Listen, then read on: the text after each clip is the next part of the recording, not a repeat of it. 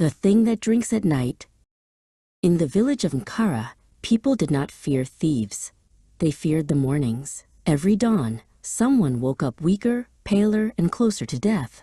There were no wounds, no screams in the night, just bodies drained of strength, as if something had sipped life itself. The elders said it was illness. The children knew better. Children always heard the scratching on the walls after midnight.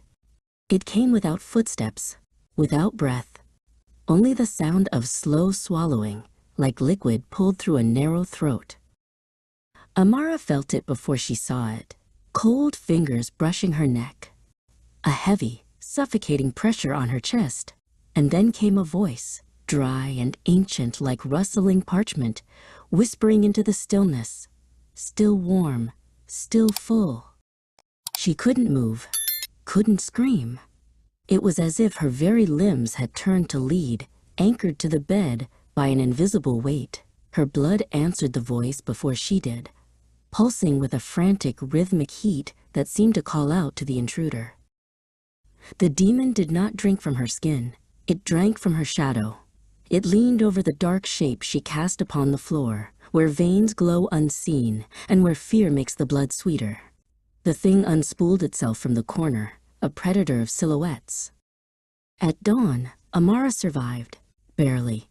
She stood before her mirror, but the woman in the glass was a stranger. Her reflection no longer matched her movements.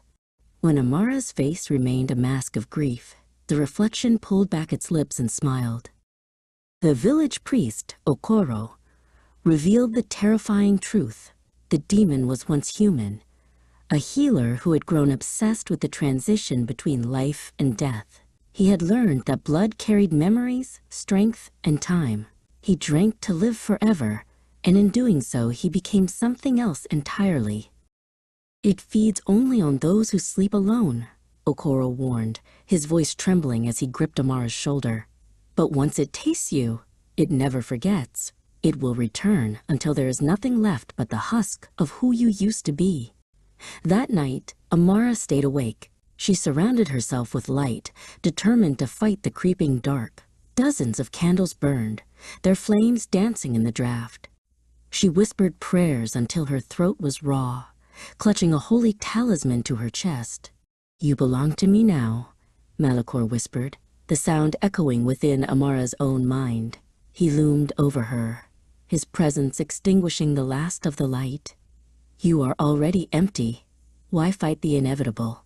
Let the darkness fill the holes I have made." When the sun rose, the villagers found Amara standing still in the square. She was breathing. She was smiling. But as she walked, her shadow moved on its own, reaching for the neighbors. That night, 2 homes were visited, and the demon was no longer hungry.